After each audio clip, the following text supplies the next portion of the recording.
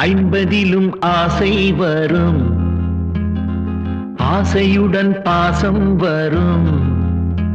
இதில் அந்தரங்கம் கிடையாதம்மா. நாள் செல்ல சுகம் தானம்மா. ஐம்பதிலும் ஆசை வரும், ஆசையுடன் பாசம் வரும்.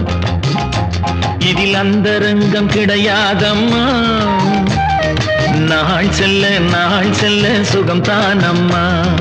ஐம்பதிலும் ஆசை வரும்.